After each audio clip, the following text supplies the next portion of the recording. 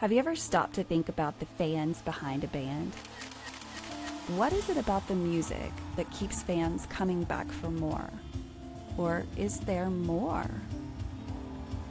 My name is Renae Lipsmeyer, and I am the host of this podcast, The Space Between Podcast, the podcast where we talk about the fans of the Dave Matthews Band.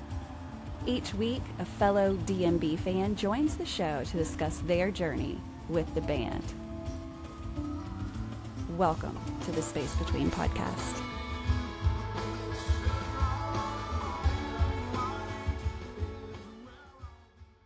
Hey guys, welcome to another episode of The Space Between Podcast, the podcast where we talk about one band's fans. If you've never listened to this podcast before, we talk exclusively about the fans of Dave Matthews Band. If you do not know a lot about Dave Matthews Band, that's okay. We're going to catch you up. We're going to go through time. And that's what these episodes are about. Each episode, I have a fan of Dave Matthews Band to come on the show to tell us their journey. Whether they found the band when they first started in 1991 or if they found them last year, everyone has a different journey, a different way that they found this music and the role that it plays in their life.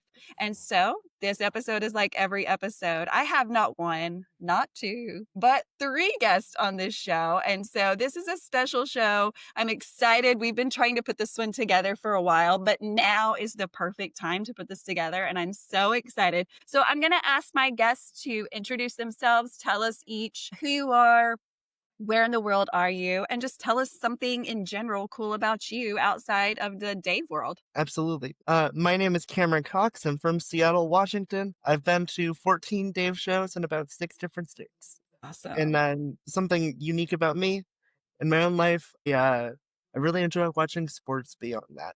Any specific sports or like all sports? Just all sports. I live vicariously through ESPN. Yes.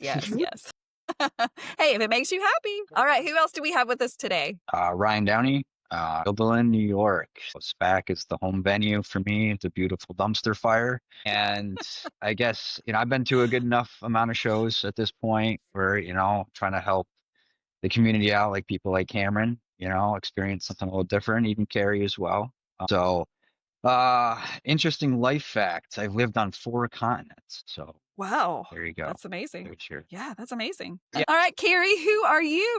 I'm Carrie Corby. I live outside of Utica, New York, in a town called New Hartford. I was born and raised on Long Island, lived in Western New York most of my adult life. Now I'm like halfway through the rest of my adult life here. My home venue, SPAC, also. I think I'm like, an hour from you, Ryan, maybe, give or take, hour and a half. I mean, yeah. I mean, Syracuse, you got the beautiful Lakeview Amphitheater up there, Yes, which is like 40 minutes. So how great was that this year? So I'm a social worker. I've been a social worker my whole professional life. And right now I'm clinical social work with children, and most of them have neurodevelopmental disorders. I do a lot of behavioral therapy, family therapy, and I love my job. A fun fact, I love roller derby. That's my new thing. Yeah. So I'm trying. What? Because when I finished roller derby and I was ready to go, I broke my finger and I was like, we need to slow down. I didn't even do anything yet, but it's fun. I didn't know this. Yes, this was a couple years ago. I'm like, are you serious? I just got my certificate of completion. And then the first time we're getting ready to practice, I break my finger. I'm like, are you kidding me? Yeah. Oh my God, that's terrible. But it's still fun. I just have to slow down. But Grace on Fire. No, Disgrace on Fire is my roller derby name. Oh yeah, I love that. No, I love that. Grace on Fire. All right. Yeah, in That's 4 a years. lot. When was your 10th show? SPAC. My second time at SPAC was this year at SPAC. 1910 show. Yeah. That's awesome. That's awesome. Well, guys, thank you so much for being willing to get together tonight so that we can share in hearing, but also you can add to Cameron's journey and what it's looked like for these years that he's loved Dave Matthews Band. So Cameron, I'm going to ask you that question that everybody knows is coming. When was the very first time that you ever heard, saw of Dave Matthews Band? So the first time I heard about them and the first time that I actually saw them are 2 very different times in my life. Yes. It turned out to be 2017, 2016, the first time I heard them. I actually was vacationing with my family up in a little town, little north of Seattle, we're in a thrift store, and over the loudspeaker it comes on Aunt Marching. No And way. I love this music. I'm like, what is this? I've never heard this funky sound. And then I go back on to where I'm staying, and lo and behold, somebody's like, it's the Dave Matthews Band. And it turns out that my uncle, not to get too far into my story, my uncle was a music critic, and it turns out to be that that's one of his favorite bands. Oh, I was fixing to say, you have to tell me what he thought about the band since he's a critic, I right? was thinking there's going to be bad. So let's be fair. His 60th show was this summer in Lake Tahoe, where we got poured on. Yes, you did. And that was a lot of fun. But I digress. And the first time I saw them live was at the Hollywood Bowl, and I saw them with my uncle, and I saw them with my mom. Now, what year was this? That was 2022. Okay. So in about 4 or 5 years, just based off of the way that the tour dates have fallen, I kind of have gotten around. Yes, you have. You really have. So you go to the Hollywood Bowl. Is this the first time you'd ever seen a show at Hollywood Bowl? Yeah, so it was my first show that I've actually ever traveled for. Everything else was just local to Seattle venues. And so we had kind of we had to rent a car, which is a very difficult feat, flying in and out of Burbank. And then we had to get in and out of the venue, which was a lot of very difficult work as well. So there was that. And then he did a 2-night stand there. Me and my mom were only able to stay for the first night, which really sucked because my uncle said the second night was one of the best shows he's ever seen. They did Samurai Cop. They did all sorts of other stuff like that. Man, it's always when you're not there that you're like, what? Yeah. It's like there's always that thing. Like it could be 5 seconds of a song and you're like, why am I not there? It doesn't. There's always that regret. Let's be fair. Those of us who were lucky enough to get to the Gorge this year. Yeah, something else. Yeah. I mean, anyone that's listening to this podcast knows about night 2 of Gorge this year. And so I can't wait to hear your thoughts on everything that happened that weekend. But we're far away from 2025 at this point. So we're in 2022. We've just seen Dave Matthews Band for the first time live. Now, of course, I don't know if you had heard at that time, but finding them, especially listening to them and finding them at a store or just on the radio or whatever, people don't often realize before their first show that when they show up to their first show, it's going to sound and be a little different than what you thought it was going to be based on the radio hits or the CDs or whatever, unless you already had dug into the live tracks. Is that something that you had already done? So the hilarious thing is I use Spotify, right? So I was trying to listen to the studio albums, and it all of a sudden just kept feeding me to the live stuff. So 15, 20 minutes. Because of where I was stuck in a 6x6 room, and I couldn't go anywhere. So I was like, I've got all the time in the world. And then the more I listen into it, it's like, holy crap, what are we doing here? Kind of thing. Yes. Well, I know our listeners are curious why you may have been stuck in a 6x6 room. I know that anyone that ran past their ears, they were like, hold on, the situation has changed. The story has shifted. Tell us more about that, because you can't not, right? Yeah. So a key piece of my identity is this idea that I have cerebral palsy. It's a birth defect that mainly affects motor and sensory things and physical abilities. So I myself am in a power wheelchair. For those of you that are listening, I'm seated and I don't have full access to my legs. And I go through and I just use my chair to get around. And that, while that has presented a lot of challenges for me growing up, I'm also eternally grateful because I get perks like better seats. For this specific time, the first time that I met the Dave Matthews Band, the first time I saw them or heard about them, I was actually on a boat vacationing with my family. And the only place I could go to was the very lower level, which was about a 12x12 area.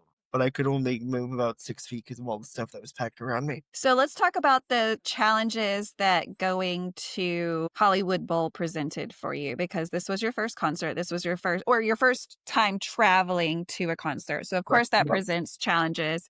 Talk about those, because of course we want to hear how that went for you and your family. So in brief, because I have a power wheelchair, that chair's got to be taken apart and taken into the airplane.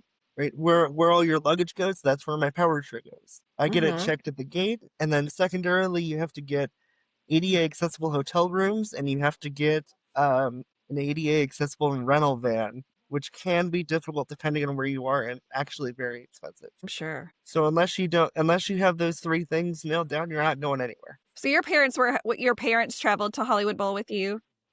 Yeah. So they were very helpful and had been used to doing those things. right. And I should just say, I would not be where I am without my parents. My dad chose to be a stay-at-home dad when I was born, 25 years ago now. But it was one of those things where like they knew intently what all of my needs were, right? And so growing up, I would have the ability to go do all of these things, but I'd always have to answer this question of what about the care? What about the care? Like, what are you doing? Have you thought this far ahead? Because we know that our capabilities are not there for you yet. Yeah, that presents challenges, especially when you fall in love with a band that travels around so much, right? And you just want to go, go, go after you discover them. So after first show, what are you thinking? Because let's go back to that moment. Like I said, seeing them and hearing them, 2 different things. And even though you had heard live tracks, just seeing them because they put on a visual show as well, right? And Right. so take us back to that moment. Like, was there some separation or some newfound love in their music once you were actually seeing them play? Well, let's put it this way. I had never really seen them perform, or I never really understood the depth of their catalog and what they could do. So, I only knew a few songs back then. It was only like Ants Marching, and it was only number 41, for example. And that was about it, really. Yeah. Yeah. So, I was just there for the experience, and I wanted to kind of Right. share some family time with my mom. And So they love Dave Matthews Band, is that correct? no, so my uncle has seen them.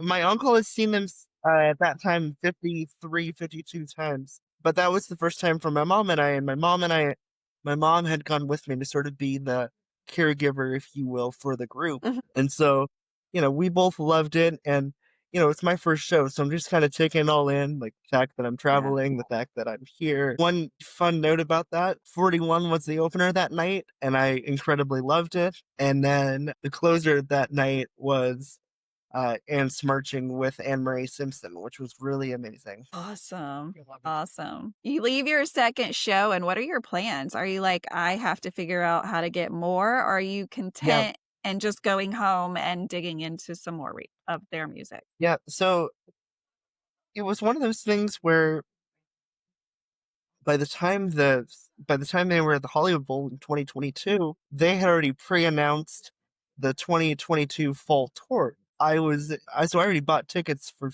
My mom bought tickets for Seattle because we all loved it so much, and then the next night I had bought them for Portland. As it turns out, my sibling was going to Lewis and Clark at the time, which is a little college just outside of Portland, and it was really convenient to sort of do Seattle one night and then Portland the next.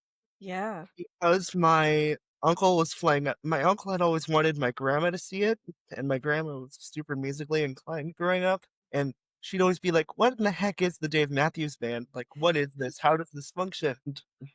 My uncle flies her up here because my uncle flies her up to Seattle, and then we basically sit there for a time and go through happily, and we sit in this box together and we just hear everything. We hear Louisiana Bayou, we hear Cornbread, we hear All Along the Watchtower, we hear Sledgehammer that night. And it was one of the best shows up to that point I had seen. Little did I know the power of the Dave Matthews Band after that, as we'll get into here in a minute. Well, let's continue that voyage. Tell us what's all happened between that time frame and 2025, which we keep peaking the fact that you went to the Gorge this year. So what all happened after that? So I stopped after fall 2022, got the itch in 2024 for Warehouse, but my parents were on vacation up by the Canadian border, and at the time I was living with them, and I basically snuck out of the house with my next roommate and a friend of ours, and we drove from my house in the Metro Seattle area all the way to the Gorge and back in the same night. that just happened to be the night that they did two-step opener for one of the first times in 2023. That was the Chuck Sperry poster night 2. It was a really, amazing experience just in general. I agree. I was there that year. It was it was my first time, so I don't have anything to compare that to, but it was a good year. I had a great time. I'm glad that you guys did too. Yeah, and 2023 was your first year, Renae? Yes. That was the my gorge. first year too. Yes. That's funny. It was Oh, my and I first see you year. have that beauty behind you. Where's Yeah. mine is right here. Hey, trust me, I have it. I'm just in a small apartment. That's not all Yeah. that's all I think. And so then I kind of got the itch and kind of played along with it. And then 2024 happened. I joined Warehouse. I got my 3-day gorge ticket, and then that's kind of where the story is going to take off. Yeah. And I'm happy to sort of talk about some of that as we go through this. So I thought I had a super successful plan in 2023. Loved doing it so much that I wanted to do it again. Well, at that point in time, I had moved out of my parents' house and into my own apartment, and I had sort of this idea that I wanted to live life to the fullest. And lo and behold, I decided to go to the gorge. And I have, at the time, caregivers with me that need to help me take care of my own needs. I've got to pack my car, and drive 2.5 hours. So I bring, my disability equipment that I need and that I've never set up before in my entire life. I bring a caregiver, but I need to find a second caregiver due to some issues. As all the first timers do, I put on Facebook, hey, folks, I'm going to the gorge. I needed somebody to give me a ride directly to this venue. Can anybody help me out? Because I'm going to have caregivers that need me over there, and so on and so forth. Here. So this part of the story connects us to Ryan. So Ryan, tell us your side of the story when all this starts to happen. It was fairly basic, really. Like Cameron mentioned, we was looking for assistance, just getting a driver out. It's like somebody literally just to drive his van out to the gorge, right? Obviously, there's a ton of people coming out of Seattle, floating that way. So pinged a few people, see what we could do. I think there were 1 or 2 people that were going to be able to help him out if really needed. Actually, one of the people potentially that was an option is somebody I met on the flight from Albany, out to Seattle. So, that would have, Awesome. potentially whatever or not they could or not, it is what it is. So people were there. Somebody would have helped out. Obviously Cameron got a ride from, I don't know exactly how he figured it out, but he didn't need me to help anymore and got things dialed in. So that was very nice, And I'll just jump in here quickly to say on Saturday, after an amazing Friday night show, Saturday morning, I'm getting ready to change caregivers out, and the caregiver's not coming in until later in the day. And all of a sudden, here comes this guy running along the path right behind where I'm camping in what used to be standard ADA. And lo and behold, we start talking. He's like, "Are you Cameron by chance?" Who is it? I had a hunch it was Cameron. So just from it was from you. what yeah, that was me. Yes, that was me. So yeah, you'd gotten out there and we had chatted actually. We'd swap numbers and stuff, text to see what was going on to make sure he was going. And then I was out with the DMB Fit crew on a run. So awesome. I love the there's not DMB Fit crew. Yeah, there's not a ton of people strolling around in a wheelchair that look like Cameron. So I figured I'd stop and see if it was him, and he got everything all set up. And so I think we did a day at Cave B, right? If I remember correctly, I went and picked up your van and drove over there and hung out for a few hours. So and then, but you were only doing two days that year. So So hold on. That year was a real learning experience for me insofar as I only did 2 days because I had a little malfunction that I didn't know about. And so I had to go home Sunday morning. And so that kind of then set the stage for this year where I went through, got into grad school, and I was sort of thinking to myself, I want to make as many memories as I possibly can for this one summer because I know my head's going to be in the sand, so to speak, right? And I need the memories to sort of do things that I want to do and sort of make this huge summer of change, if you will. Yeah. Sounded like a good plan. And obviously 2025 was a great year. So how did you go about planning 2025 with the resources you already knew about from the previous years? So the funny thing is I didn't know about very many of the resources. Had this idea when the tour dates came out. I was like, hey, what can I do? How can I make this special? Because I knew I was applying in January. I knew there was a pretty good chance of me getting in. So I kind of just wanted to go all out this summer. And I had Ryan's number and I talked to him intermittently, but I was like, hey, I'm thinking about coming out to SPAC. Like, what do I need to do for that? Am I crazy in doing so? And I didn't want to like say, hey, help me out as much as I possibly can, or Yeah. how much as you can. But I just sort of wanted, to see what the steps were and the feasibility of it was, right? Right. Because I knew my parents would never let me fly out to Albany, New York, or fly out to Saratoga because of Right. the because of the flight changing and all the stuff that could happen with the chair and all the Right. all the caregiving needs and all the hotel needs and the rental car needs. It was like, again, it's this what about the care thing, right? Are you sure Mhm. you only have it planned enough to make it work? Right. So how did you make it work? And Ryan, what was your first thoughts when he called you? There's a lot of nuances to this whole Mhm. thing. So when you mentioned it, I said, if somewhere along the line within a conversation or two, it was, if we do this, we need to plan this now.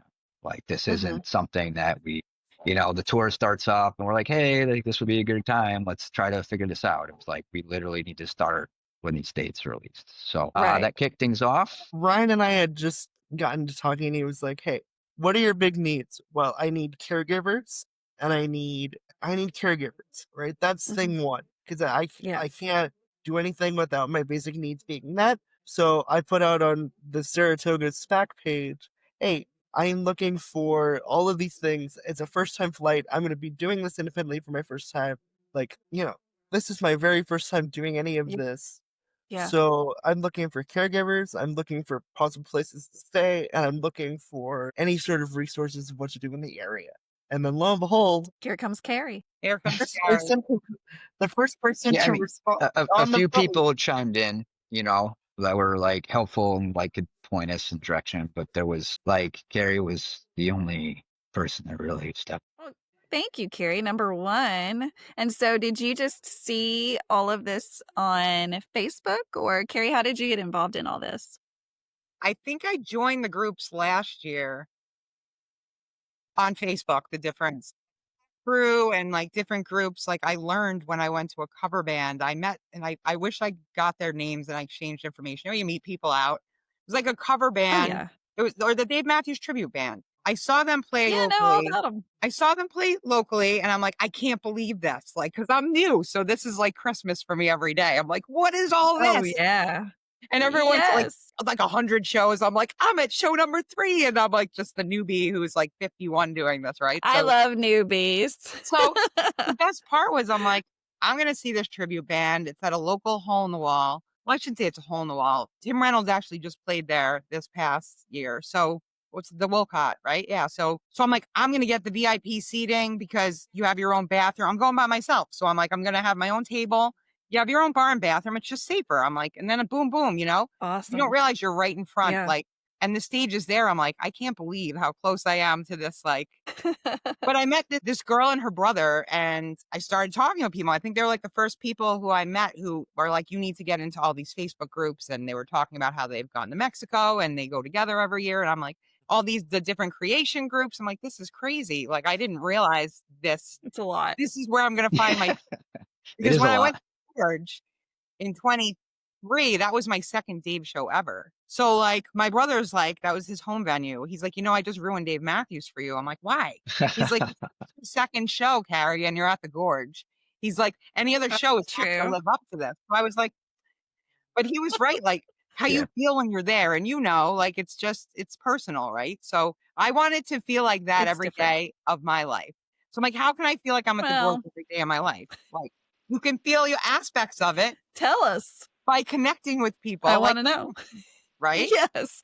So That's true. That's So true. I'm in this group, and for a living, before I did clinical social work, I was in Western New York, and I worked with agencies who work with people with disabilities. So I did a lot of case management, supervision of, but I worked in a lot of adaptive equipment and environmental modification bids for families who needed ramps built Awesome. on their houses and needed accessibility. So when I see him post in a social group, like this isn't work for me, right? This is my social outlet. Right. And I'm like, and nobody's responding. I'm like, oh my God, I could totally help you. Like, why? There's got to be people who know people. Like, why isn't anybody giving? Like, I don't get it. So I'm like, I can help you, thinking it was going to be easy with the resources I had, but it wasn't, because insurance comes into play.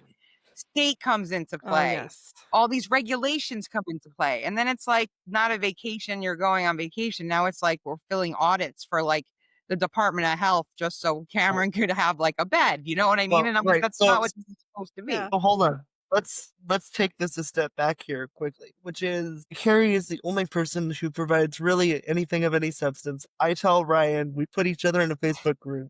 We don't really realize what we're doing here. We don't really realize how far this is going to go. Yeah. But we then start chipping away at it, right? It's first of all, hey, what is your disability? What do you need? Right. And then I was sort of thinking about it in terms of, well, what do you need? What are all the contingencies of what you need? And at this point, I'll just tell one quick funny story. I didn't tell anybody until April, May. No, I love that. That I was doing this because I wanted to make sure that it all popped out. And it ends up popping out at my Easter dinner table. It's the best story. Please tell me it's on video. Let's put it this way. So I had told, my college roommate, and he was like, you should probably tell your parents, and they're over at Easter dinner. And I'm like, but hey, folks, I'm going to New York. What were your parents' initial reaction? So they were like, hey, this is crazy. And so I had sort of, there was a hushed silence at the table, and I kind of just let it go. And then I had kind of told my parents enough. I was like, hey, I'm working with these 2 or 3 lovely people that I hope you get a chance to meet one day. They are literally the greatest. We're planning this thing from scratch.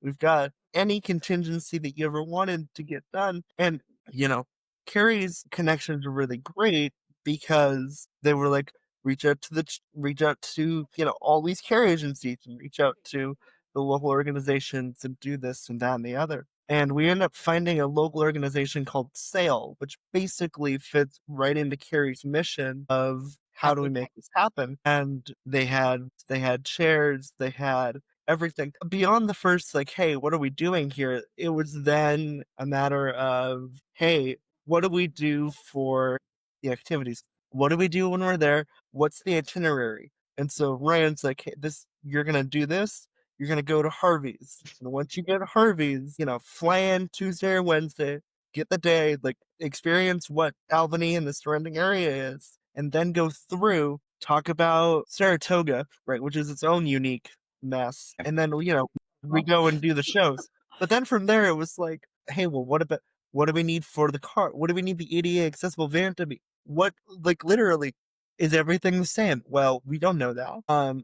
Okay, well, what about the hotel rooms, right? Because all the hotel rooms are not necessarily ADA accessible because the beds. Let me do some quick measurement for you. The wheel on the Hoyer lift, which is it's like a mechanical function, right? It's a mechanical organization with about 2-inch long wheels that has to go under the bed. So the bed's got to be at least 10 or 12 inches off the ground. And so none of the places that we looked at were ever going to do that. Right. And then this is where I'll turn it over to Ryan and Carrie, because as these discussions were getting deeper and deeper in, we were really uncovering a lot of the minutia and a lot of the challenge with this.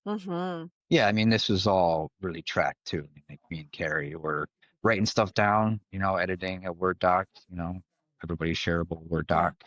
Carrie had her sections, some of the medical aspects and other things to ask and dial in. And then Carrie had driven up from the Utica area to Albany so we could do a scouting of Saratoga, stop at some hotels, put a face to the adventure. So, I mean, Carrie was very supportive in that aspect of Carrie. Boots on the ground amazing. kind of stuff. Yeah, it was like amazing. We did the let's walk through, like, this is where we're going, like, what are the obstacles and where do we start? So we started hotel by hotel. I think we started with that, right, Ryan? Like, yeah, I mean, because there were some like right on the way that were, right off the interstate. That's in the price to distance ratio that we thought would be the best, for to maximize everything, that we would need. Yes. We hit like 5 or 6, maybe 7, but like number 5 on the list ended up being recommended by one of the local hotels, and they said, Tom will take care of you. Awesome. It was Awesome. great. So great. Now, granted, I'm 3 hours behind, so at the same time they're doing this, I'm thinking it's like 6 a.m. I think they're only gonna spend like maybe 3 hours out. No, they spent until like 8 p.m.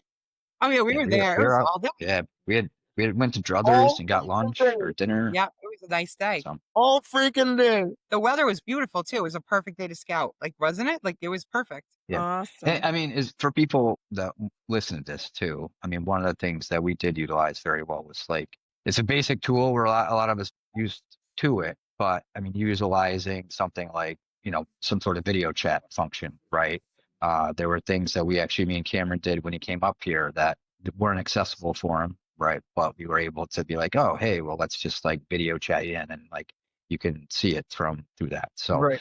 Yes. it's like using those widely available tools and figuring out how to put them to like a little bit of a different use, which Yes. I think we all did a pretty good job. Awesome. So we found a hotel. Were there other things you were looking for as well? I mean, Carrie knows this. I mean, she can go through this a little bit. No, you're gonna tell it better though, because it was like Okay. we got there and it's Well, like I mean, so from the scouting perspective, this is a Yeah. two-parter, but from the scouting perspective, I was very aware that the historical nature of Saratoga, like it wasn't going to be very ADA accessible. Now, there are Yeah. places in Saratoga that like do have, like Harvey's in particular, it does have a accessible first floor, right? But I knew that the second floor, from just being there a few times, right? Like I don't remember seeing an elevator. I don't remember seeing a way up to the Yeah. second floor where Rob Messina plays. So yes, yeah, there's 20 some odd stairs. So they Yes, were there very is. nice at Harvey's, and me and Carrie scouted, it's basic, right? But like double check Yeah. things, see how things were maneuverable or not.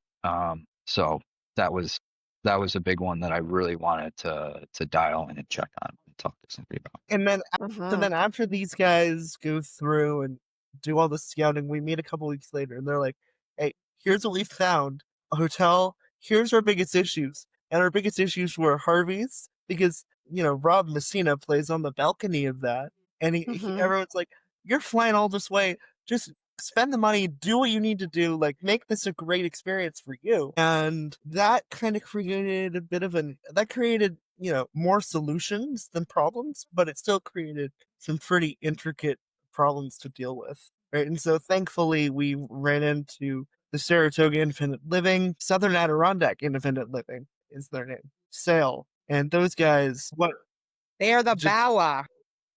they are the best of what's around. How did you find them? Sorry, like before we go down that little thread here, there was one very nice thing that we did scout that people should be aware of in the Saratoga area if they want to check it out. That is very handicap accessible and it's been planned as such.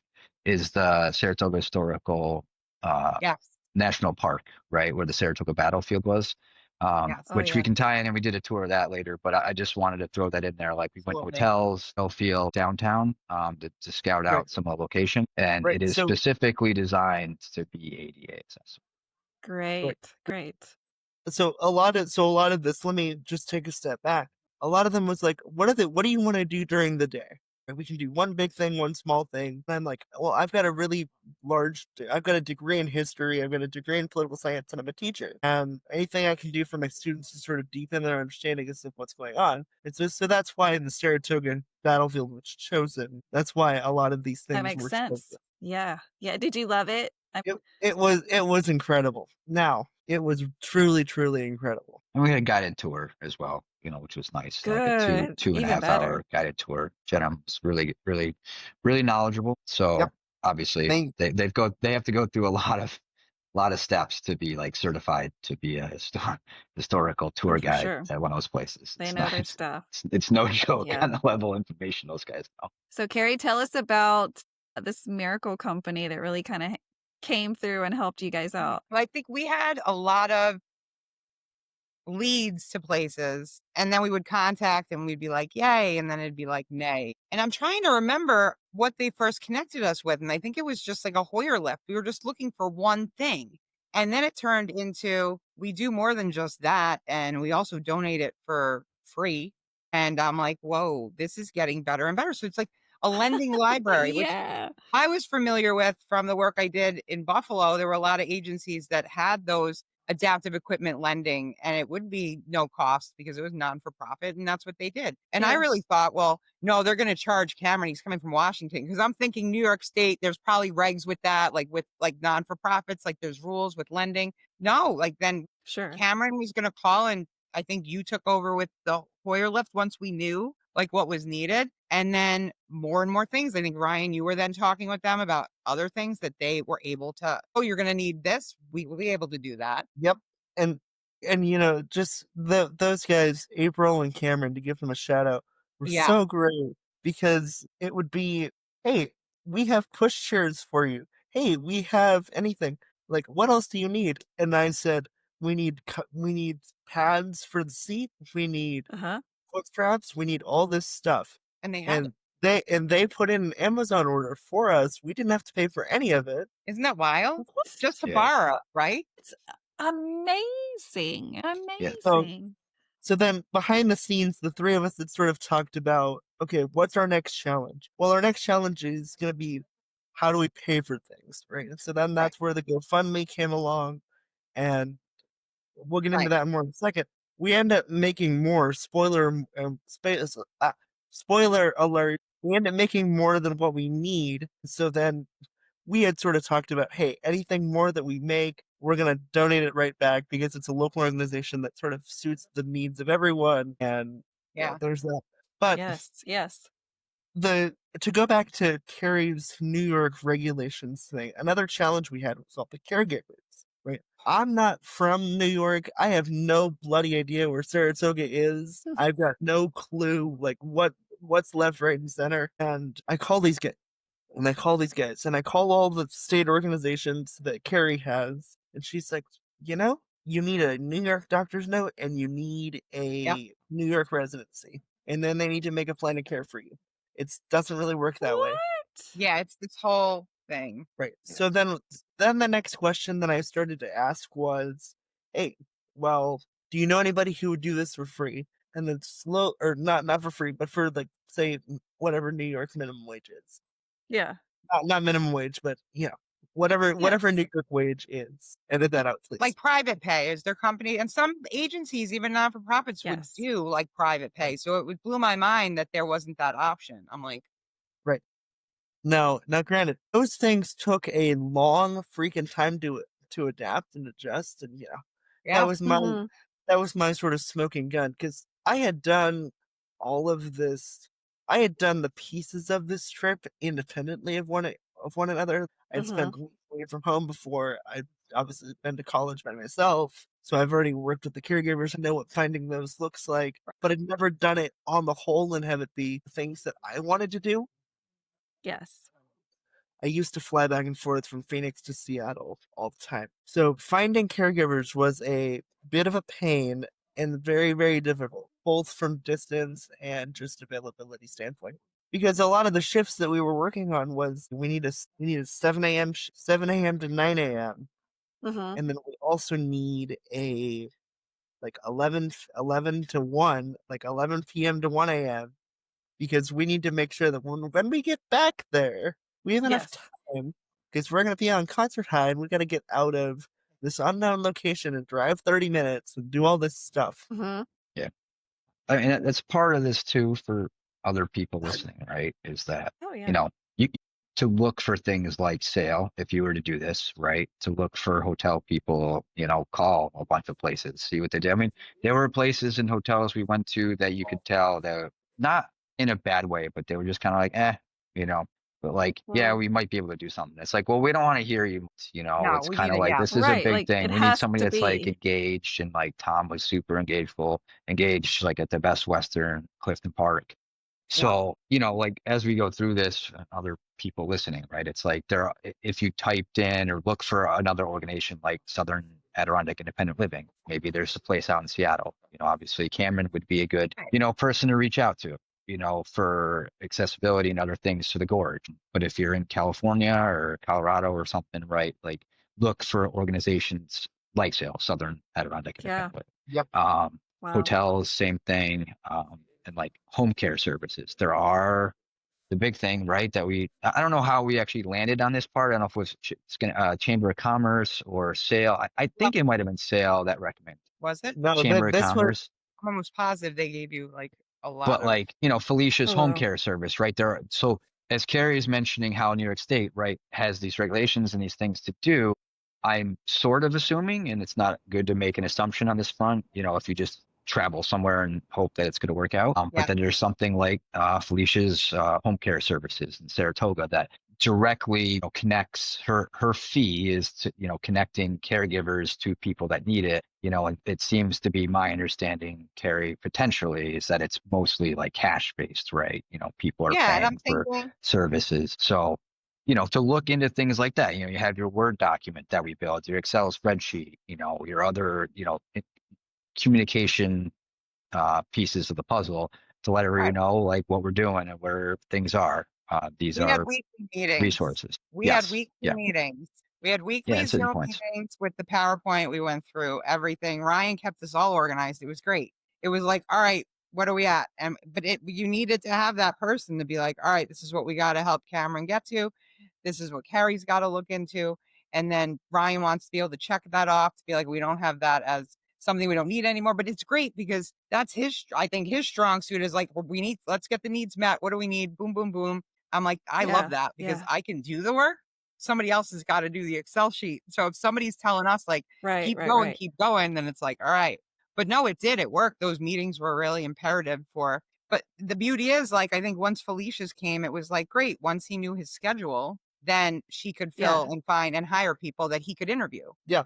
And frankly, I've done that all throughout my entire life. Right. But, then fast forward, so I don't fill in my parents about this until I am literally in Saratoga.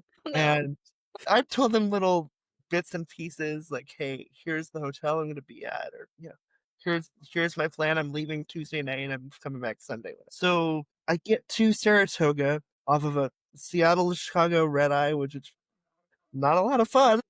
Nope. And then I gotta basically cross the gate. I gotta cross all the way from one end of O'Hare to the other. Thankfully, I have 2.5 hours, but I've got to put my chair back together, take the chair apart. If anything goes wrong, it's all on me. So we've done all this planning. We've locked down all the caregivers. All that's literally left to do is take the flight and have the reward for all of the planning and all of the work, right? Yes. And it's important to know, Carrie and I had not met each other, right? Ryan had met Carrie at Syracuse the first time, and I had met Ryan at the Gorge just by happenstance the year previous. Wow. I wanna restate that for everyone else that's listening, Yes. to just understand we are a team of 3 doing all of this work and kind of making it happen. And so I get there, Ryan picks up the van. He is pretty gung ho. I'm pretty gung ho. Like, I'm trying to stay awake because Yes. my body is like 3:30 in the morning, and we go do all these things. Like, I see parts of the country I've never seen before. It's beautiful. It's literally beautiful. It is beautiful. At this point, I had never met Carrie. We find out later that Carrie's bringing a friend of hers in sort of a similar situation. We find out later that Carrie's going to camp, so I don't actually meet Carrie until Wednesday or Thursday. Got that work. I got that work thing. Yeah. Yeah. Yeah. Part of the travel planning, I mean, that I was most worried about was the layover, right? Yes. For other people traveling as well or doing this, Chicago has resources, but like if something happens, there's a layover, there's no real support, right? Like there is support, like we could figure it out. I mean, DMV community is pretty phenomenal. I had other personal friends, in Chicago, but my only worry during the whole thing was the layover. It was so like, once he what on happened? The plane. Well, yes, like that's when I was like, okay, this is like done. This. It's like Yeah. Chicago was the one potential like real significant like hiccup point that we could have hit. And that was both ways, right? So I flew through Chicago on the way there, and I flew through Vegas on the way back. Vegas was a bit of a nightmare. What I will say, I got through Chicago, no real problem. I was frankly worried about what happened in Albany because it's a super small regional airport, right? Yes. Yeah. And you got to pull the chair out. What does the chair look like? I've got to direct all these people. I've got so much adrenaline, like holy F, I'm here kind of thing. But you had support here, though. That's the thing. Like in Chicago or Vegas, like you were non-directly, you didn't have the direct support, which is what I was the most worried about. Right. So everything kind of goes off without a hitch. And then getting there, it goes off without a hitch, like no serious problem whatsoever. Then we go into, the hotels, and the other thing that I was a little bit worried about is caregiver cancellation. Thankfully, we didn't really have too many of that, but we had backups, and we were able to find backups using, the care agency that we had chosen. And it was just that was another big learning, right? The caregivers for it, right? We had people lined up, but the nuance of our scenario and depends on each person. The hard part here is like everybody's scenario is going to be different for the most part, right? Depending on your handicap and what caregiver needs you have. If you have caregiver, what other support systems you have, was that because Cameron was only doing 2-hour pay periods, right? It was like people would pick up larger jobs as we got closer, right? It's a very fluid environment. Yes. So it's like somebody gets an 8-hour job, they're going to pick that up because it's paying, more money for the day. Yeah. So, but also part of that is like as one person falls out of the process, somebody else can get pulled in because they're not working somewhere else. So, Right. So it was, Wednesday night was, I wouldn't say hectic, but Wednesday night, Cameron was on the phone and we were talking and communicating with Felicia at the home care consulting service, right, to see who else was out there and what our connections were to get things in for Thursday, Friday, Saturday, Sunday. And by Thursday morning, I would say lunchtime-ish, because we had everything. We were much more comfortable for the weekend. Awesome. But that is something that people should be aware of, is that that is going to be probably your most fluid scenario, right? Is the caregiver aspect. Yeah. Potential fluid scenario. Now, it's something I'm forgetting to mention, just in the scope of everything. We decided at some point to take our story kind of broader out to the local medias, and so we had kind of worked with Saratoga Living. And this is important because the story, we film it in late June, and the story doesn't run until 2 days before Saratoga. The day before. That's right. It was the day before. It's the day before. You were in town. We had to go donate money to sale. And then that's when they were like, okay, they wanted the picture so we could throw it in the art. That's absolutely right, because we wanted them in there, right? Right. So basically, we have this amazing local author do what she does best. Thank you to whoever wrote that. You know who wrote that? Sierra. We then go.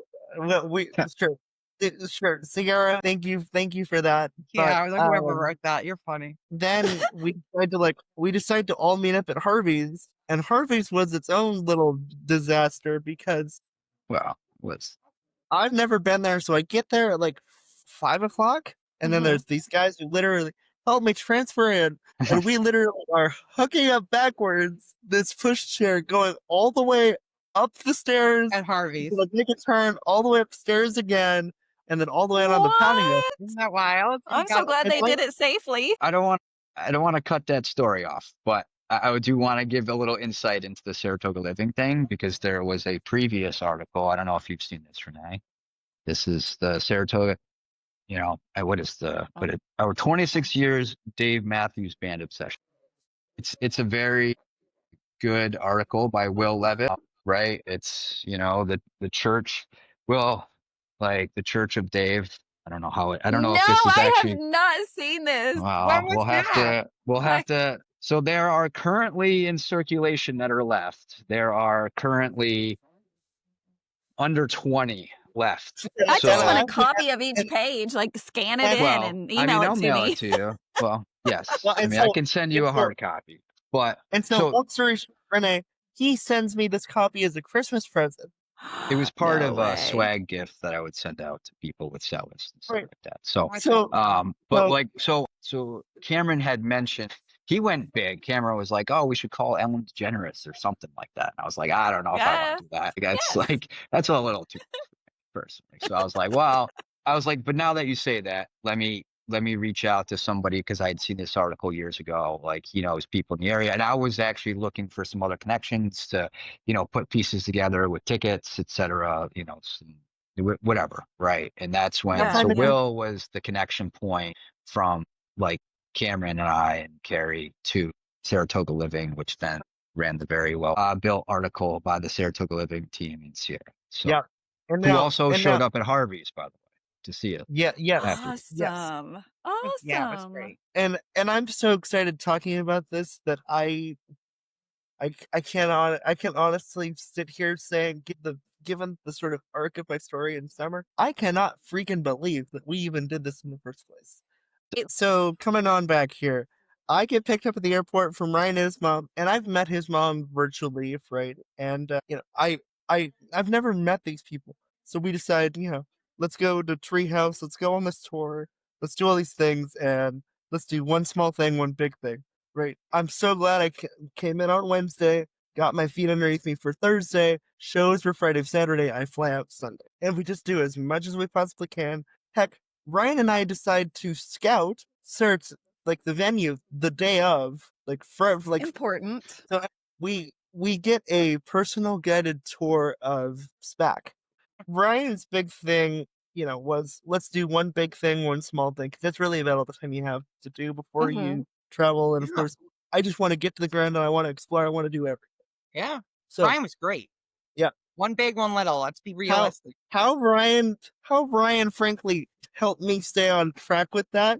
I have no freaking clue because we're both twitchy as all get out. Like, I have to do this. I got to do this. Like, this has got to be done this way. And thank you to Ryan and thank you to Carrie for just helping me stay on track. We pull up to Harvey's. We have to literally take the front seat of the van out, the front right hand seat of the van. But leave that in my hotel room for 3 days. That already doesn't have a lot of space. And we put the push chair in there, and we literally pull up into Harvey's, leave the power chair down below on the first floor. We find Mhm. these 2 or 3 burly guys. Very Love nice. And Very nice. very nice. And I have to direct them how to put everything in. I literally get put in the chair. They hike me up 25 stairs, boing, boing, boing, boing, boing. And then I go all the way out in the back, and I literally sit and listen to Rob Messina for 5 hours. Yeah, that's Yeah, he Yes. does. He's He so does. good. He does his full set. So you get Mm-hmm. the whole deal with him. Right now, He's so good. and of course, the drinks are flowing, and I couldn't go 5 feet in Albany or Saratoga without people saying to me, "Hey, we saw your story online. This was one. Like, I'm so glad you're here. I'm so glad to have met you. Can I get your Facebook or can I get your Instagram or whatever?" Yeah. And one of the things that I really struggled with, again, I've got this disability. I don't want all of the attention being on me. So I go through and say to them, "Hey, I'm super glad to be here. Like, it was a massive undertaking, but it was not just me who did this. I want to acknowledge the work of, the Three Stooges." I love it. People are just coming up to me left, right, and center, like, "Hey, pleasure to meet you. I'm from so on and so forth. And if I may, I'm in Saratoga, 3,000 miles from my house." And Ryan says, "Hey, let me introduce you to a friend of mine that lives in Burien, which is a small suburb of mine." I start talking Great. to her, and she's like, "Hey, did you go to Newport High School? And did you go to high school in Bellevue at this one place?" I'm like, "Yeah." "Well, do you know this What? one? Do you know this one English teacher?" I'm like, "Yeah, he was my English teacher in Oh, junior, wow, senior right? year." What are the chances? And she's like, "I used to give him his first job at, I think it was a Starbucks or something. Yeah. And I introduced him to his now wife. They were on, Wow. and and Wow. my jaw literally goes through all of the pavement on the second floor of her, all the way down to the ground. And I'm literally like, "What in the fuck is going on here?" Because I'm like, I'm 3,000 miles from home. Nobody Right. makes this trip. And like, nobody makes this freaking trip. And, we've stayed in contact since then. I'll see all these folks later on. So you know who you are in this local part of the country. You know who you are. But I say all of that to say I was getting, called from people from, Vegas or people from, California who were out there at SPAC. Like literally, I couldn't go 5 feet.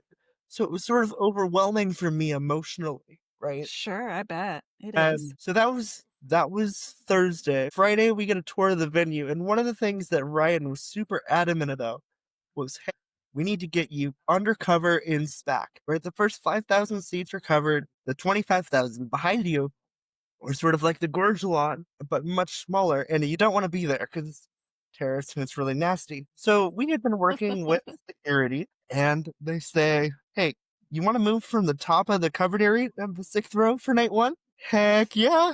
Oh yeah. So literally, Ryan, so the plan, Carrie had to sort of stay behind to work with her friend, but Carrie and I at the end of all these meetings would literally manifest things. Well, what do we want to hear? We want to hear 2-step. We want to hear all this stuff. And our hashtag for this whole thing was 2-step to SPAC. It was the best thing we could come up with online. I like it. Right. And Carrie was unable to sort of be with us night 1. Well, I mean, where did you guys met at? It wasn't at Harvey's because Carrie, you came in a little later, right? You went to Lee's and you picked me up and we went to lunch. Yes. That was on Friday. Right, yeah. You were like, let's go, we'll pick you up and then we'll go. So and I had a meeting there. And I gave Carrie the biggest hug I have ever given an individual. I think we freaked out in the parking lot and people are looking at us like, what's going on here? It's like, you're like long lost friends. It's like, yes, I need to hug you right now. Right. Now, trust me, I'm used to getting looks, but I'm not used to getting those kind of looks. So, Renae, just so we're clear, I didn't really realize what a cathedral SPAC was, and my favorite songs are number 41, Funny the Way It Is. I love Funny the Way It Is, just because I'm a teacher and it talks a lot about these dichotomies that sort of roll through. Yes. And I love like You and Me because it's sort of you and me together kind of make this whole thing happen. And night 1, we get You and Me. I'm literally almost in tears with Ryan. And where we were on the stage, we could literally see Rab, and we got a whole bunch of fun stuff like Stolen Away on the corner, 55th and 3rd, right? Awesome set. And I'm literally, Rab's coming out, like, I'm literally hugging Rab like this, bear hugging his arm, like, holy shoot, this is Rab! Holy shit, this is Rab! Ryan, get a freaking picture! Get a freaking picture! Did you get one? We did. It came out all right. So, I mean, it's dark in there, so it was, tough to keep everybody still for just long enough to get a good one. Right, it's dark and I'm hyperventilating all the way through this. Right? Yeah. Oh, that's Rab. Holy crap, that's Rab. And then, as it turns out, I get my first set list from those guys, and I'm like, oh my god, this night couldn't get any better. There's a freaking set list, right? Yeah. And then you had to pick to maximize your air guitar skills.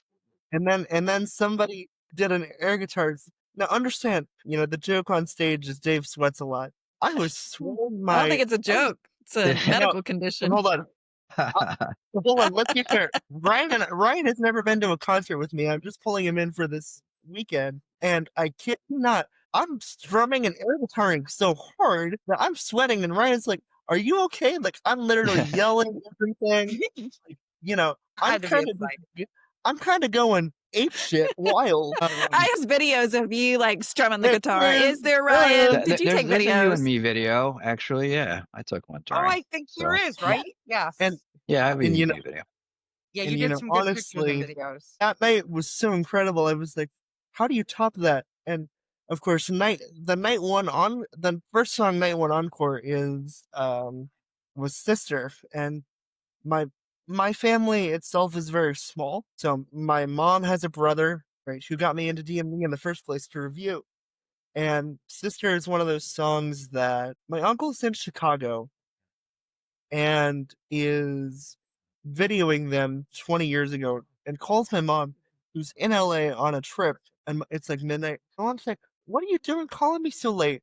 And my uncle's like, I want you to listen to Sister because you're the sister that I have. And I've never heard Sister before. I was sort of like in disbelief, like, oh my God. But yeah, so that's night one. And night two, was let's go tailgate the entire day. Like, let's go meet people. And Ryan had a lot of local friends, kind of, worked around. We had lunch. And Carrie was like, guys, I can only stay with you down in the covered area for 4 or 5 songs. And the 5 songs she chose were at the very freaking beginning. Yeah. And Yeah, that 'cause we were trying to figure out, do I go at the beginning or the end? And I'm like, I'll just go at the beginning. Well, Right. I mean, so Carrie was working with somebody else as well, during this time. Yeah, Not just it was Cameron. their first show ever, and Carrie had somebody else go on. Carrie, sorry. no, you're good, you're good. And it was like they didn't know how they were going to be able to navigate because their needs were different. Yeah. Part of that was certain spots of SPAC were better for them to experience the concert. Me being gone for like 5 songs was good, but it kind of like social anxiety and stuff. And I'm like, that's fine. Do you want beginning or end? And I'm like, all right, I'll go for the start. I'll go for 5. So And that's when it got good. And Carrie and I literally are dancing around. I am just like pure on dopamine at this point. Yeah, because the opener was 2-step. Oh well, so That the was whole PNP into 2-step. the opener was two-step, yeah. into Time Bomb Fake into 2-step, and me and Carrie just literally look at each other. We're like, "Oh!" I lost my mind because I'm like, am I getting Time Bomb? I've been chasing that. Carrie, where's the hat of yours? Yeah, so I have a traveling Dave hat. That's what I started. Oh yeah, it's got pins all over it. So what I do is that. for every show I go to, I buy a coordinate bracelet.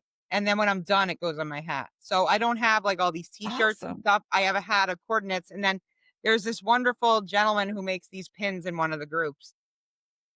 So I buy them from him because, I gotta. Oh yeah. The pin But they're game. awesome The pin because game I is a gotta. whole.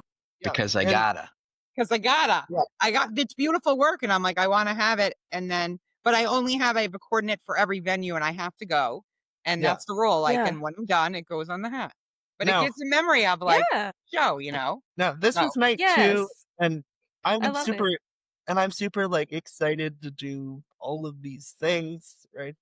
And I realized that my time is short, and so I just hear all these things. Like, I'd never heard Loving Wings live before. Oh yeah, I'd never heard any of this stuff live. I'm like, holy shit. It was second night was incredible. Yeah, it really was. Not as great as Gorge Night 2, but hey. Can't compare. I mean, come on. We can't compare. Like, we get it. Yeah. Apples and oranges, man. Yeah. Sure. You're talking historical sets, difference. Right. But people kept going up to me, and I wanted to take a lot of the attention off, and I was like, hey, thanks for being here. It's great to meet you. Like, I'm happy to talk about the journey, but I want to give a lot of, credit to those that helped me. Walking out each night, it was like, am I seriously doing this? Like, am I seriously here? Like, do I live in the moment? And of course, my uncle and I do this great thing where I will play live set list with him. I have my phone. I'm texting my mom and my uncle. And by the way, my mom and dad are in Canada at this point, 300 miles north of Seattle. And so they're on a boat, but they have access to Sirius. And I'm like, here's my Sirius login. Everybody listen to night 1. It'll be live for you. I just want you all to be there. And turns out that earlier in the day, the boat had malfunctioned. And so they were in the shop stuck in Canada. Yeah. It's literally stuck in Canada. And quite literally, they were like, thank you so much for the Dave show. Like, it was right. I was like, they've provided so much for me personally, right? My parents have. Yes. That I kind of felt like in that moment I was providing for them, and it really made me feel. Oh yeah, that's awesome. It's like the full circle. Like, yes. Right. And I love that. I gave it to my uncle. My uncle listened. Everybody listened. Everyone's like, "Holy shit, this is a great set!" Yeah, they kind of got to live it with you, and while you were doing it as well. Right. Now, granted, I got everything from that weekend. I got the Saratoga shirt. I got I got all the posters. Thank you to some of Ryan's friends, but I basically got it all. Now, they're not all up in my room because my room's super small, but rotate. Right. Yeah, it felt, you got to. Yeah, there you go. It felt kind of So then Saturday finishes. I'm in town all day Sunday. I go meet, Ryan's family once they're back, and they're all just great people. And I'm like, hey, thank you all. Like, you all have raised an amazing son. Like, you all have done all this great stuff. And then, on Facebook every day there was, hey, look at these adventures. And I knew I was going to Lake Tahoe afterwards. The people say the day of depression, right? Yeah, it's a real thing. It is a real thing. I had depression in the freaking airport. Like, I'm literally, my flight's late at night, and so I spend all day Sunday just messing around. And leaving that rental van to go into the airport, there were so many tears shed. Because on the one hand, it's like, holy crap, I made it, right? And it's funny that I'm even here, because, so many people are not here, right? Yeah. And so many people want to be there, right? And so this is sort of a good point for me to say, a lot of my experiences with the band have helped me get through a lot of stuff. I put on Funny the Way It Is just, for a reminder of what I'm doing and why it's so important. Or I'll say, like, Two Step is my wedding song kind of thing. This idea of, like, overcoming challenges 2 by 2, right? A lot of these things. So Saratoga really was the great weekend. And I remember in the car ride Saturday night, I put a conference call between my uncle and my mom. My mom had just literally landed back in Seattle. She's literally like, how was night 2? I'm like, night 2 was incredible. So there were so many tears, like, I was a wreck. Because I'm like, I don't know, because I'm like, it wasn't so much the fact that the spotlight's not on me, right? It was sort of, hey, look at how far we've come, right? The Matchbox 22, or a lot of these things, right? And in previous, I would go through and listen to, like, a Derek Trucks, for example, or I'd go listen to, like, a Tedeschi and Trucks to sort of soothe my depression, right? Or I'd go through, listen to Fish and Trey Anastasio. And so I'd get these Dave influences all throughout, my growing up. But I was sort of like, I made it. You did. And you should celebrate that. It was a big deal. Yeah. And you did Zero hiccups. Zero hiccups. It was that amazing. was the big thing. It really did. Perfect. And we had Do it you all feel like dialed it in. was, I mean, you feel that way, right? Like, you look back on it and go, not only did I do it, but I had a great time. Yeah. I mean, there wasn't, Carrie, I don't know about you, right? But, like, I mean, we had done a significant amount of planning and backup. Yes. Yeah. Right. I mean, we had an itinerary, not by hour, because that doesn't work, but, like, but day with, like, potential events. One big thing, small thing, and I highly recommend people try that theory. You can do one big thing and one small thing on a concert day, or just if you're doing a relaxing type day, I want to keep it relaxing. One big thing, one small thing kind of works out pretty well, right? I mean, your day's gone, by the time you do a big thing and a little small thing, and then you wind into a concert, right? Yeah. I mean, Carrie was. What did we do Saturday, Carrie? What was that whole deal? Oh no, we went to dinner. So that was the big thing. We did nice brunch. You did brothers. Yeah. You did tailgate. Yeah, which again, I've never really tailgated before, unless you call the Gorge tent live, right? First year at the Gorge, I was completely unprepared. I didn't have anything. I had my tent. But I didn't stop at the Fred Meyers in Ellensburg. Like, I was a complete virgin, if you will, to use the term in that sense. And we went around but town. Again, no hiccups. That was the big thing, right? That was like a whole weekend. Such a big deal. It's like no hiccups. It was such a big deal. We had some other people on board as well, but Carrie was a big driver, right? Of the medical side of the house. Or your thought mother process. was too, and No. Yeah, she was she was hesitant to get sucked into this, because there was, I actually kind of remember where I was going with that. Like, after the Gorge and stuff, which is a whole different conversation, but, like, Cameron's mom had asked at dinner that we had on Sunday night, or Monday night, like, did you think this wouldn't? And the answer was no. No, I agree with you 100%. We would have never. I knew it was possible to make this happen. And to get it done. There was no, again, to go back where I said, like, the worry was the layovers, and I forgot you had gone through Las Vegas. The worry was the no supported layover, right? Mhm. Now, and Cameron, you can correct me if I'm wrong, but you do have support through the airlines who have like, Oh yeah. Yep. I would say Yeah. concierge, but they have like people that can help you out and they do things for you. But I mean, if there was a significant delay, like, Cameron stuck in an airport, right? That Oh yeah. was the Right. biggest thing. Did I think it wasn't possible? No, because Seattle and Albany have the same resources, right?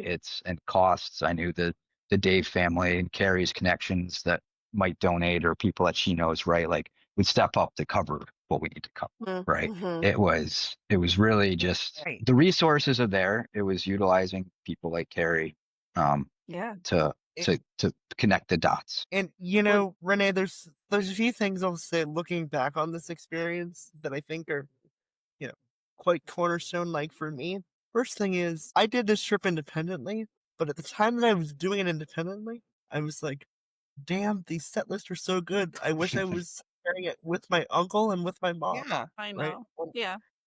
And just Sister to hear that again, and Loving Wings, Yep. Stolen Away on 55th and 3rd, or just all of these like songs that rarely get played for this reason and for these ideas. Right. What that means and how that functions. The second thing, I'm to this day, I am blown away at the generosity of the DMB community, and not so much the generosity, but like the human aspect of it, right? I knew I was going to Lake Tahoe. I'd never been to Lake Tahoe. Oh, I was talking with Ryan because at that point the focus had gone from SPAC to the gorge, right? And could we get everybody out to the gorge again? We had such an amazing time at SPAC. Like, could we rekindle this and do this again? That took a lot of planning, and not to sound and to tell you the reality of this, something that I still struggle with to this day, because I had a great experience. I equated to like what a Make-A-Wish would be, right? Yeah. And I was like, how do I pay this forward? Right? I was in contact with Ryan, I was in contact with Carrie, because those guys had sort of said, hey, if we can make this work, we can make this work. And I said, hey, let me worry about all your camping supplies. Let me worry about all your stuff. Let me do all of this, because that is the easiest way. It's a big thing for me, but it's the easiest thing I can do to say thank you. Yeah. Right. Yeah. And that, to me, humbly, that is the thing that I struggle with the most. Is sort of the like, how do you pay it forward kind of thing. It's in large part to these people, Ryan and Carrie and everybody I've met on the road, who made the experience what it was, and I thank the entire family and the community. For example, I'm at the meetup just prior to Lake Tahoe, right? Like just outside the venue. Yeah. And it's like, hey, were you the guy that flew all the way to SPAC? Like, Yeah, I love it. I flew all the way out here from, New York for my 40th birthday, and I followed your journey. I'm literally like, Oh my goodness. God. I can't believe that I'm getting noticed from Saratoga. I'm all the way out in Lake Tahoe. You have a community of people who are connecting with people. So like, I know for me, like I see people in the groups and then you realize like, I want to talk to them. Like I want to learn who they are. And it turns out like you find out who your people are that way, right, Cameron? So now this person was probably so excited that they got to meet you in person because they've been so interested in intentionally following your story. It's not just popping up on their page. It's like, they're like, where's Cameron? What's this? Oh my God, am I going to meet him when I go there? Like, not like you're a superstar, but like I finally get to meet the person who came all this way to New York to experience what we come all the way to the gorge to experience, right? It's the same thing. It's just the opposite. Right. And it's, it's not the gorge, but it's the experience of that. And how many people you met at the gorge who either met you or heard about SPAC or came from there, right? Or, another funny story I'll tell. I'm on the roof at Harvey's, and there's this woman from Vegas. And this woman is like, hey, I'll be at the Lake Tahoe shows. Hey, I'll be at the gorge. We miss each other in Lake Tahoe. We run into each other Sunday at Cave B with a bunch of our other friends. I love it. Oh, I'm getting chills just thinking about it. Yeah. Right? Who we are and who we decide to share ourselves with. My favorite lines, I've got two of them. I'm so glad our paths crossed. I'm so glad our paths crossed tonight on our way into the night, right? I'm so glad I got to cross paths with these guys. But they've all got their own individual story, and Yeah. They're just incredible people. They really are incredible people. And then my other favorite one is from The Best of What's Around. It's not really where you are, it's who you're with, right? Mm-hmm. Yeah, I mean, one of the big things too, right, was like when the GoFundMe aspect, we did need some money to make things happen, and that was done and dusted in 2 weeks. Yeah. So, I mean, went over some other fortunate events landed in our path. So, going back to the donation was, ended up being, like $1,100 for the donation to sale, which isn't an insignificant amount. So, No. I mean, And we I didn't knew. tell them. Yeah, I mean, I knew we could get the money. There were a lot of things I think other people were more worried about than me. I mean, I knew I could reach out to people, Right. and Right. get it toasted pretty quick. One little thing, there was a little connection that I made in Chicago, and because of the things that I helped somebody out with that I didn't know, they donated $200 for a piece of paper, which was pretty cool. Wow. So there's a lot of little things that ended up, Yes. with the family being pretty spectacular as this built out. So Absolutely. Yeah. But Absolutely. wasn't it And the that's last, the amount of What's up? money that was left before we hit our goal was 41. And then the 45th, yes, the yeah, I had a 41st person was the one who did it. So I'm like, yeah, it's not a cult. what? yeah. It's really real. It That's was. the I love that. Berdoff Mater effect or something like that. Yes. Full swing, And then the yeah, one that who was did the it whole was the thing. 41st donator. So Yeah, it was pretty 40 wild. Now, yeah. How I'm nuts gonna is that? It's not Renae, a cult. only the It's head not of a cult. well, It's It's not a not. cult. There's It's just not all a these cult. numbers that line up and make us do Who things. all did that? It's Did they not all a figure cult, it out but together? Or they're like, 41, we're going to figure this out. 41. It's just a passionate group of people Yeah. with a numbers thing. I don't Yes, know. that's yeah. the numbers fetish. Funny the way it We're is. smart. But there's another saying that I kind of go through, and I think my experiences, some of the reasons that I was doing it, kind of led me to this point, which is happiness represents joy. Joy represents gratitude. I Right? love So in that. other words, if you're doing something that you enjoy, it's gonna make you happy. That happiness is going to push you forward to do these things that you may not otherwise do. There was so much gratitude throughout the entire group that It was exciting. it's exciting, but like looking back on it, I'm like, I can't believe it's even here, right? And so Yeah. then, and at the gorge, Ryan's super well connected all around the DMV family, and so he and I make the determination to go to the gorge. Right, I'm already going. I've already got my 3-day pass, and he's bringing a friend of his out who's never been to the gorge. It was sort of like the same way I was. Right, initially I was, hey, should I make this trip? Like, there's so much that can go wrong. I'm not gonna say I got stage fright, but I got cold feet a little bit. It didn't really hit me of what I was doing until I actually got on the plane to Chicago. It's like, oh my god. Yeah. We're doing it. And so his friend kind of felt the same way. She saw night 1, night 2, and she's literally telling me after, before night 1, hey, when do you think we're going to get Gray Street? We're going to get Gray Street night 3.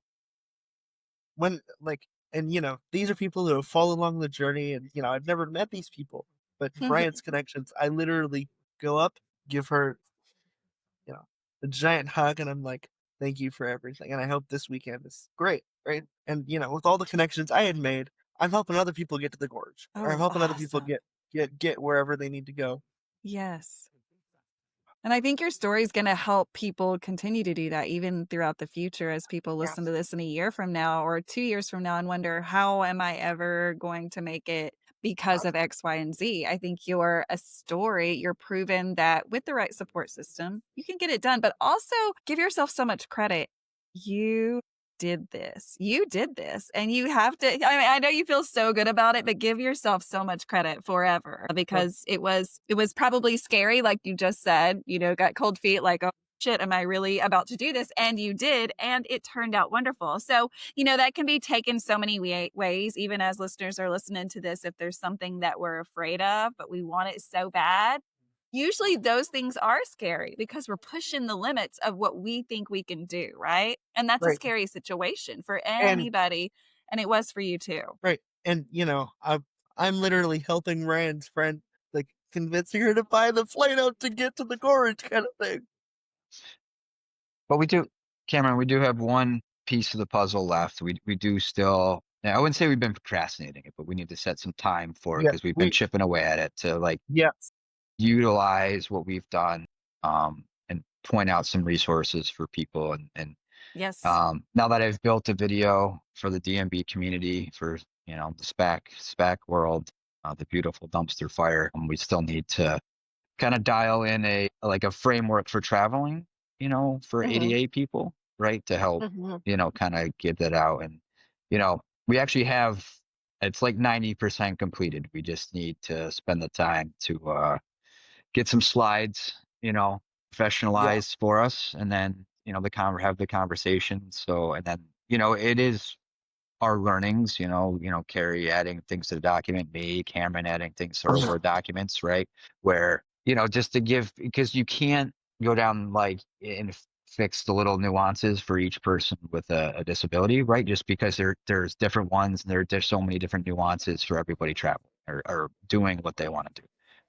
But we can provide, a conversation and go over the foundational aspects, how to do it, and the things that we learned along the way, and the things that the framework that we built that you could follow to do the same.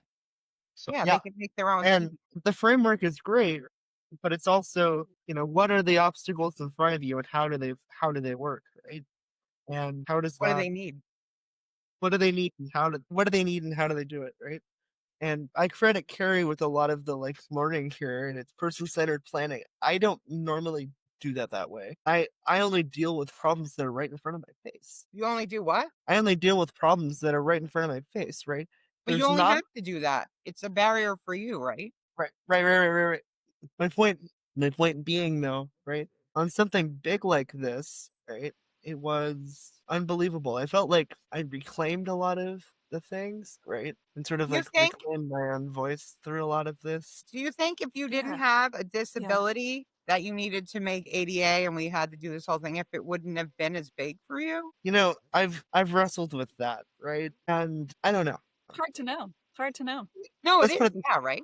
Let's put it this way. It was big for me, just given the way that I grew up, like we talked about an hour ago. Right? I grew up with the shackle of, hey, what about the care? Now, granted, the way it was described to me wasn't exactly the way of what they were meaning initially. So there was already so many things that I didn't do that I wanted to do, and I just, for whatever reason, reclaimed it, right? So yeah. Well, Ryan, I'm so happy that you and Carrie both are, and with the help of you, Cameron, as well, are putting together some slides or some information for other Dave Matthews Band fans that need to know this information. You guys are not the first person on this show to talk about the complexities when traveling to see Dave Matthews Band based on a need for ADA compliance and how many, I'll say, for instance, there is a place in, I believe, Chicago that's almost impossible for people to get there. Now, I don't know if that's still the same venue that they're using now or if that was a past one, but this has been a problem for a lot of years. And so it would be nice to have a fan perspective resource that says, hey, here's some hurdles that you would have at XYZ or whatever. So that's going to be really needed. And please let me know when you finish that so that I can also share that availability as y'all do too. For sure. Yeah, I mean, I think there's some the needed personnel pieces, right? It's take somebody like Cameron, right? That needs just a little assistance, but has the drive, right, to put something together. Then you need somebody like Carrie, right? So you need subject matter experts to help you navigate a few things, right? Then you need a project manager. That's you. So, and I transferred this hopefully to Cameron. There were some things like, the non-commissioned officers, right? Like purpose, direction, motivation. So you build out your purpose, which is pretty easy, right? In this case, get Cameron to SPAC. Then you work on direction, which was getting people like Cameron and subject matter experts involved, and other people to help, find resources, point to rate resources, handle resources. And then, the motivation is pretty easy, right? When you get to that, but you do have to, and Carrie mentioned this, right? You do need some kicks every week, or every other week. Oh yeah. Cameron had a few of those where he kind of dropped off the radar a little bit. So for Well, he other got people busy. watching, right, where like there was Yeah, one, when like he there was an went to email that was school. like, hey, send me your credit card information for hotel. And 2 weeks later, Cameron still hadn't responded. So like, Yeah. Oh, Yeah. yeah, so stuff like that. Like I don't yeah. recommend doing that, but Life like got busy, we, right? yeah, like you need the different aspects and personnel, but purpose, direction, motivation. You keep figuring those out every week, and after a while, it'll all fall into place. And Renae, I'm so glad that you have this platform, right? The platform for folks to share their experiences, right? I took the time and I Yes. listened to a few episodes and hearing everybody's ideas and their thought processes on all of this. It's not radical by and large, but I'm not gonna say courageous. It takes a lot of empathy and it takes a lot of perseverance to sort of get where you want to get. Thank you. That is something that obviously I will take with me, right? Yeah. But Thank you. with how small my family is, a lot of these folks in the DMB community are my own people, right? Yes. Yes. And your people. Absolutely. Absolutely. And And again, that's what this podcast is about. I was never hearing other than on social media or whatever fan stories. And that is what I wanted to hear as I won't call myself a new fan, but as a new traveling fan, I wanted to Yes. know what were people doing? What were people saying? And in their own stories, unedited, like here's where I struggled, but also the other side of music where the music of Dave Matthews Band really helped me get through some shit. And that's been, honestly, that's been the bulk of these conversations that I've had with other Dave fans is this music is saving lives. This music is changing lives. And even for those that have just grabbed a hold of this concept, they're just all in. And so to neglect reporting a story that is happening in our time and has been happening for over 30 years and hopefully will continue for at least a few more years, how could we not document this really important story? And also half of what Dave Matthews Band is, because Dave Matthews Band is nothing without fans, because they would right. never equal into almost 35 years of doing anything if we weren't so supportive and loving of what they do. And so this side of the story needed to be covered. Your side of the story needed to be covered. And it still does, because they're going to help other fans, but also people that aren't aware of the music in 100 years from now when they're Googling or whatever they're going to be doing in 100 years, probably not Google, but when they Let's look take up AI. music history, yeah, who knows what it'll be. But when they're looking up music history, as we all still do, right? Like we're still studying about previous times and previous music. This will one day be the previous times and the previous music. And so I want to make sure that all sides are documented.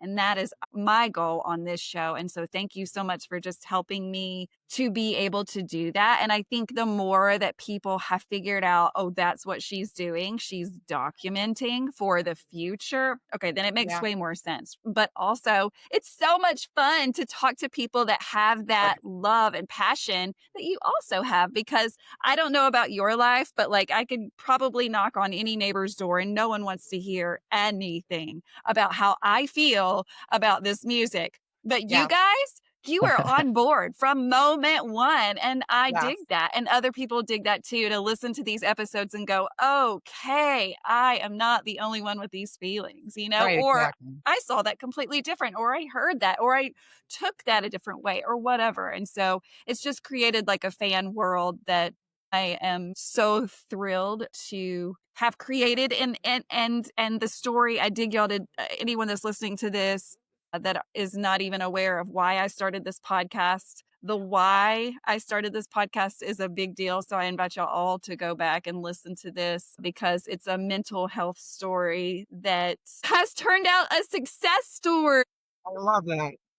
And I mean, just briefly, in 2022, I no longer wanted to live. I was a nurse that had been a nurse for so many years that COVID took me down to the ground. And I had to find my way back out of that hole that I had dug for years, because that was my profession. That was my job. That was the expectations. That was everything that I did in my life. And I lost myself in that. And so caregivers often do that. And so I empathize on your part in so many ways, because I understand what a struggle it was just from a nursing aspect, all these pieces, and how it wasn't easy. It did happen and you did it. And I'm so happy for you, because I understand completely how big of a deal this was. And I'm just so excited to be here and to continue sharing these amazing stories. So thank you so much for letting me do that. Thank you. So, Thank you. and I invite you all to come back. Obviously, Carrie, Ryan, if you want later on, you can come back on the show and tell me from the first moment you heard of Dave Matthews Band. Carrie, I'm excited. I'm excited that you are growing, that you are learning. I can give you homework. Just message me and I'll be like, here you go, ABC. I got so many people. No, I do.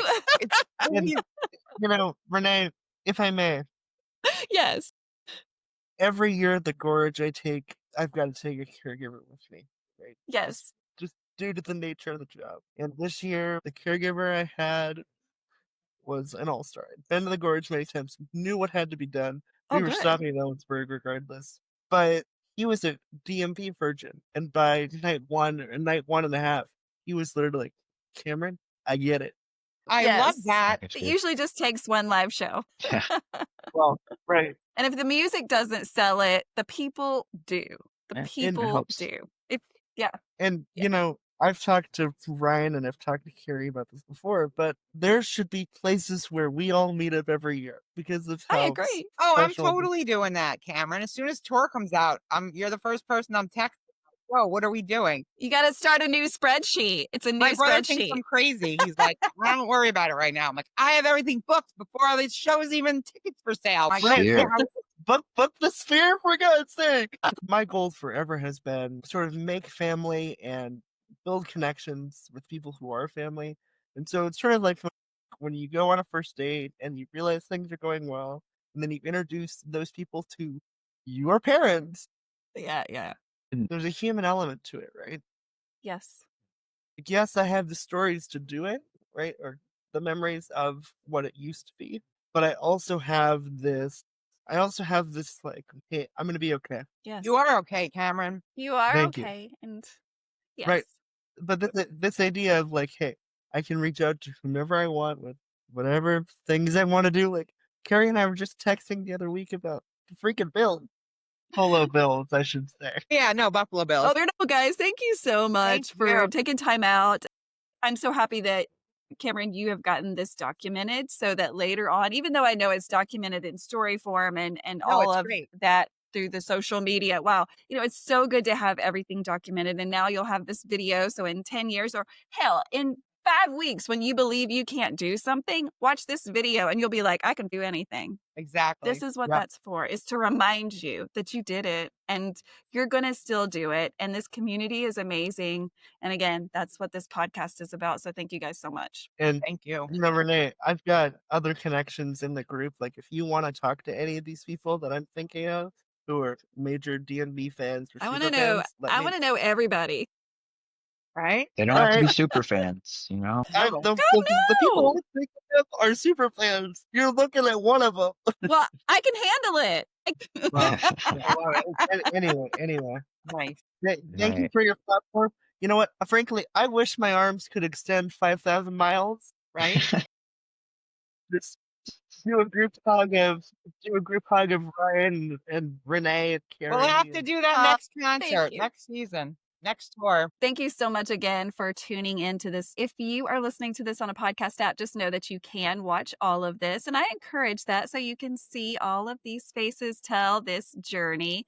Check us out simply on the Space Between podcast on YouTube. And of course, we're on all the socials, Facebook, Instagram, TikTok. And you can say, hey, you want to be on the show and tell your journey. Again, you do not have to be a super fan. You do not even have to have gone to one show to be a fan of Dave Matthews Band. And I hope everyone remembers that. You do not have to travel to see this band. So I welcome everyone on this show. If you're interested, I've got an email that's super easy. Even if you're driving, you don't have to write this down. It's Renae at the Space Between Podcast, dmb.com. So you can remember that. Send me a little message and we'll get you scheduled. You never know who is going to be on the next episode. I have so many coming and kind of unsure what's next. You never know who it's going to be. It could be your bestie from SPAC. It could be your bestie from Hollywood Bowl. You never know where they're going to come from. So stay tuned. And guys, in the meantime, Love and Dave Matthews Band.